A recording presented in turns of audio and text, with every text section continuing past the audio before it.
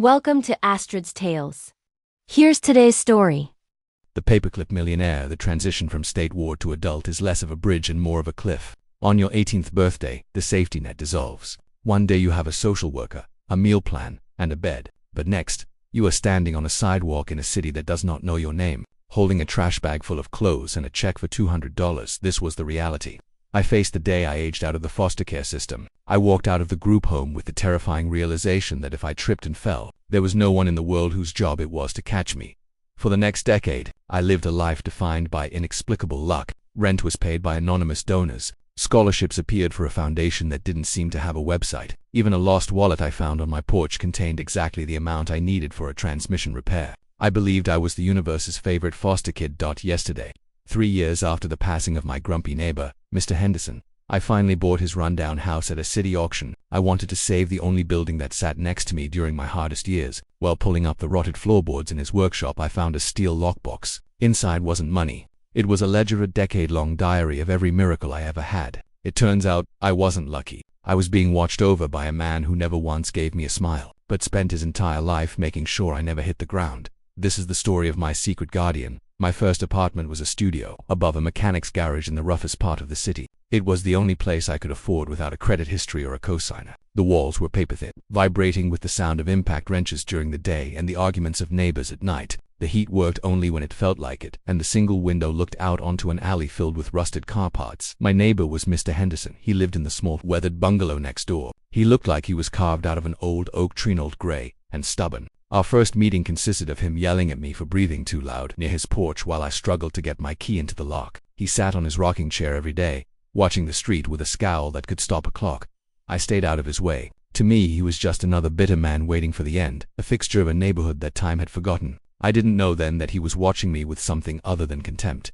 6 months into my independence, I hit the wall that every foster kid fears. The mechanic's shop downstairs closed unexpectedly, and I lost my job as the night cleaner. I had $12 to my name. Rent was due in 3 days. I sat on my floor, staring at the eviction notice the landlord had preemptively slipped under my door, feeling the old familiar dread of the system. I was going to be back on the street, another statistic.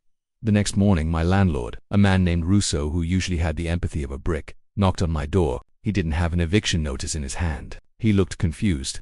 "Someone stopped by," Russo said, scratching his head. "Paid your rent for the next 4 months. Cash said they were a friend of your father." "I didn't even know you had a father." I was stunned. My father had been out of the picture since I was 3. I spent weeks trying to find this friend, asking around the neighborhood, checking social media, but the lead went cold. I assumed it was a clerical error or a very confused philanthropist. I used those 4 months to get a job at a local library and enroll in community college, desperate to make the most of this reprieve. As the years went by, the coincidences became a pattern. I was working 2 jobs and studying architecture, sleeping 4 hours a night. Life was a high-wire act. But every time I wobbled, a net appeared. When my car's alternator died, a $400 repair. I found a coupon in my mailbox for a free repair at a shop across town. When I arrived, the mechanic told me the bill was already settled by a community outreach program. I tried to find the program online to thank them, but it didn't exist. When I applied for my junior year of university, I was $5,000 short on tuition. Financial aid had capped out. I sat on my porch, head in my hands, crying silently so the neighbors wouldn't hear. Mr. Henderson was there, as usual, rocking in his chair. "Stop that noise," he barked from his porch. "If you're gonna leak from your eyes, do it inside. You're attracting flies." I went inside, hating him. I cursed his bitterness. 2 days later, I got a letter from the Oak Tree Foundation. It said I had been selected for a resilience scholarship. I had never heard of them. I hadn't applied, but the check was real. It covered my tuition, books, and even a small stipend for living expenses. I graduated top of my class in architecture. I got a high-paying job at a prestigious firm. I moved out of that neighborhood and into a glass-walled condo downtown. I left the garage apartment to the noisy alley, and the grumpy old man without a backward glance. I was a self-made man, or so I thought. 3 years ago, I saw a small notice in the paper.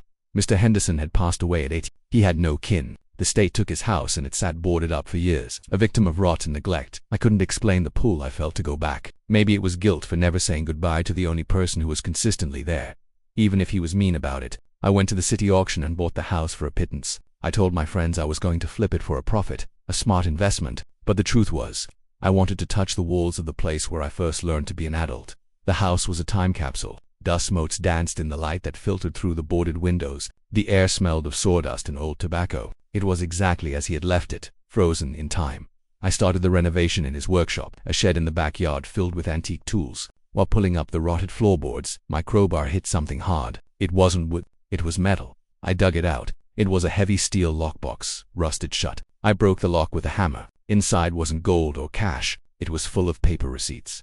I picked up the first one, a receipt from Russo's apartments for $2,400, dated 6 months after I moved in. I picked up the next, a receipt from Tony's Auto for an alternator and labor. Then, a stack of letters on Oaktree Foundation letterhead, except the letterhead wasn't printed. It was hand-drawn with a drafting pen, the lines perfectly straight. The logo intricate dot under the papers was a small, leather-bound notebook. The handwriting was Mr. Henderson's, the same shaky, bold script he used to write "Get Off My Lawn" signs.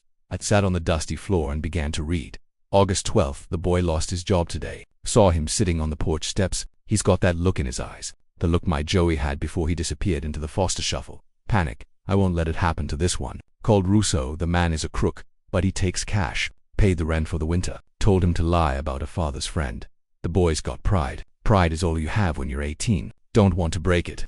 April 4th, he's studying for finals. Lights on until 4 a.m. every night. He's using an old library computer that keeps freezing. I saw him restart it 4 times in an hour through the window. I took that mahogany desk. I built the one I was saving and sold it to the antique dealer in the city. Used the cash to buy a laptop. Left it on his porch with a wrong address tag. He looked like he'd seen a ghost when he found it.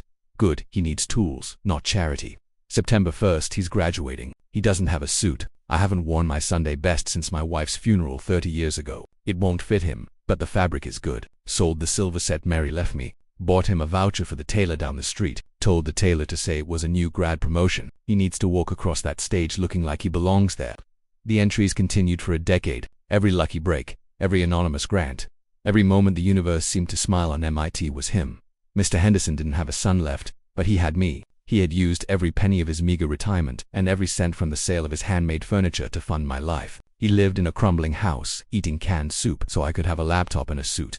The final entry was dated the day I moved out, May 15th. He's leaving today. He's going to be an architect. He's going to build things that last. He didn't wave goodbye, but that's okay. I'm just the old man who yelled at him. If he knew it was me, he'd feel like he owed me. He'd feel like a project. This way, he thinks he did it all on his own. He thinks he's a self-made man. And that's the greatest gift I can give him, the belief that he is strong enough to survive without help.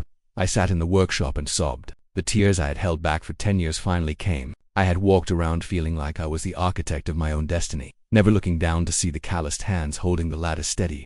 I didn't flip the house. I restored it. I kept the workshop exactly as it was, framing the ledger and hanging it on the wall. The house is now the headquarters for the actual Oaktree Foundation, a nonprofit I funded with my own career earnings. We provide miracle grants to kids aging out of the system. We pay for rent, tuition, cars, and suits.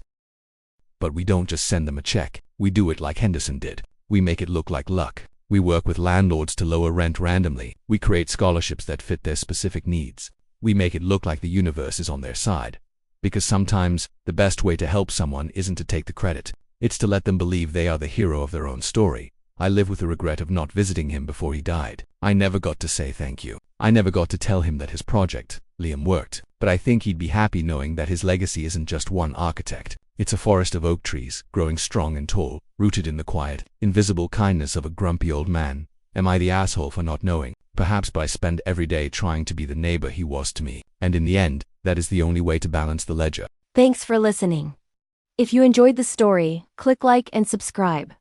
Leave us a comment to tell us what you would have done in this situation.